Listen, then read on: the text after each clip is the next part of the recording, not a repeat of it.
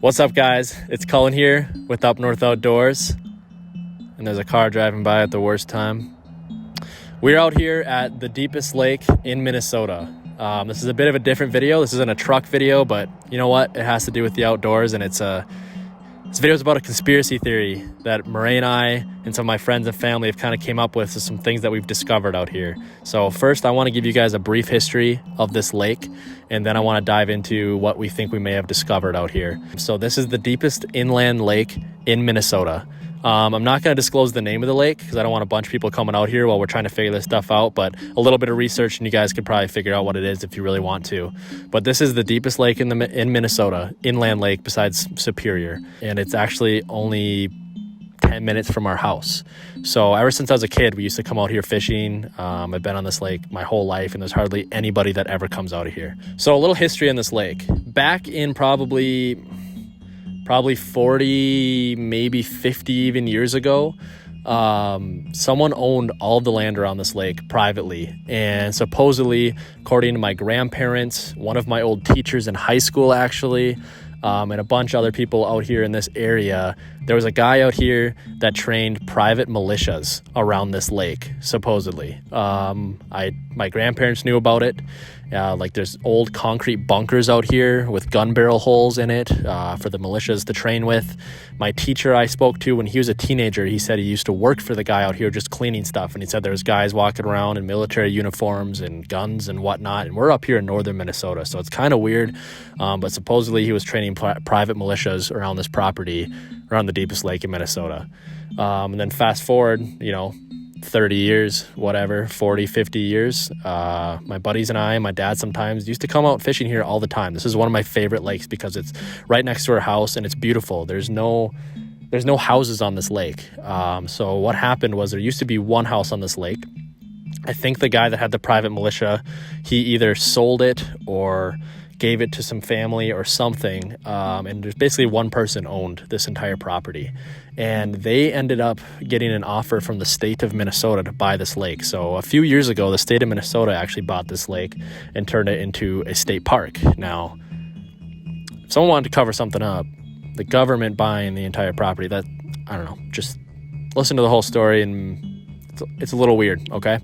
So the state actually owns this entire lake now, which is actually pretty awesome because there's a state park here, there's a little campground, but there's usually really never anybody out here, which is great because I love just coming out here. Murray and I come out here fishing all the time. We go swimming with our buddies. It's an awesome, beautiful lake, but it's also a deep, deep lake. You go about 10 feet off the shoreline and it'll be 50 feet deep. The center of the lake is almost 300 feet deep in this lake, which is extraordinarily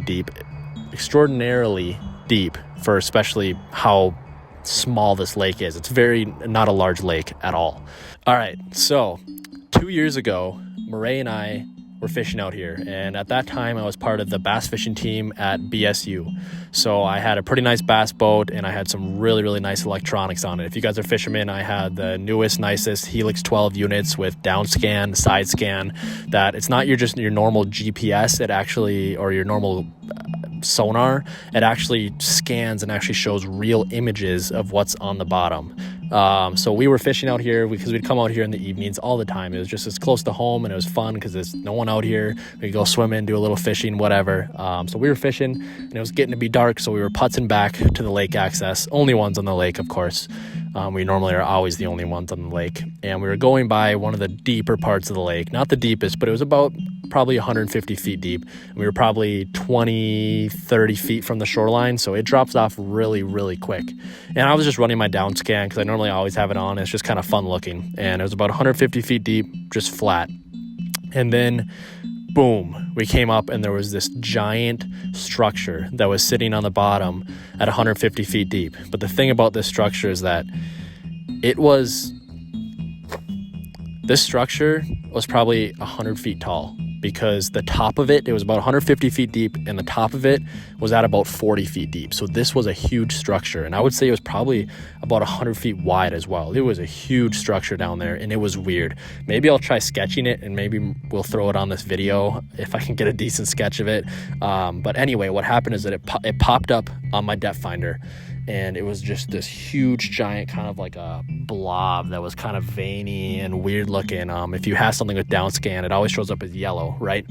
And all over it was like Swiss cheese. It had these like perfect like ovally circles all around it like Swiss cheese. In the center of it was just black. It was just black in the center of these holes on this structure that we saw, which is weird. And the other really weird thing is, normally I wouldn't have thought a ton of it. I would have thought it was a rock pile or some trees or something, right? But the edges on these ovals, almost cave looking things, had perfect edges. Absolutely perfect edges around them, and they were very like uniform. So it almost looked like it was organic, but then the holes looked like they had to have been designed or man-made or something, because they had perfect edges on them, which was just, again, it was really, really weird. And it was huge, this giant structure. I mean, had to have been at least 100 feet tall. And we couldn't get a good picture of it. We tried getting a video of it, but it was too late, because what happened was we saw it on the GPS for about 20 seconds, and then as we were getting our phones out and trying to catch a video of it, the structure was so huge that my GPS readjusted and was reading the top of that structure at 40 feet deep as the bottom. So it thought the top of that structure was the bottom of the lake because it was so giant, because then it went from 150 to saying it was only 40 feet deep and reading the top of it. And we went back and back like a few times. We did circles trying to scan it again, and every time it just kept going up instantly to the top, thinking, because it was so giant, thinking that was the bottom of the lake and not reading me the whole structure. And since then I haven't been able to get it on scanner again, and now I've actually sold my bass boat because I'm not fishing a ton of bass tournaments anymore, and I've got a smaller boat now, so I don't have the super good electronic equipment to try to read it again right now. So we haven't been able to find it again.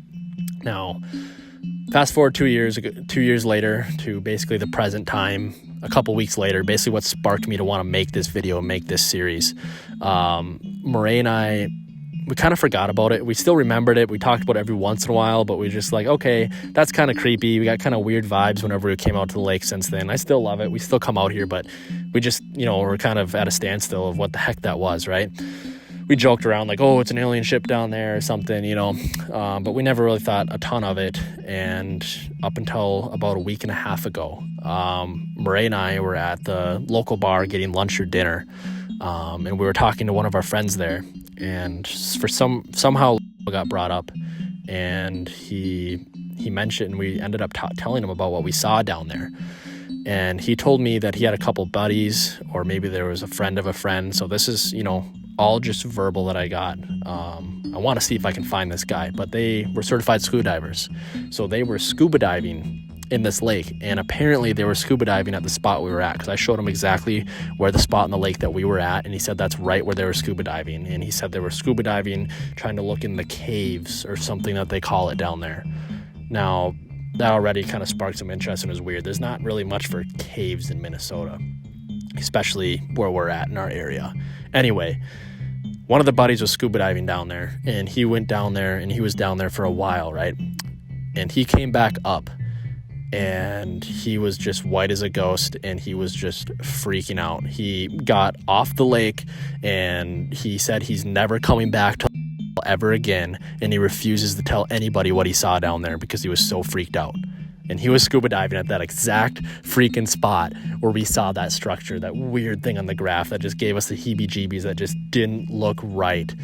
And after we heard that, it just made me want to make this video, and it's making me and some of our friends and my family wanting to really dive into this mystery and solve it. And I figured, you know what? It's Up North Outdoors. This is outdoors. Why not bring you guys along this journey of trying to discover what the heck is in the bottom of the deepest lake in Minnesota? So I just spoke with Murray, and she was there when we talked to our buddy about this diver too.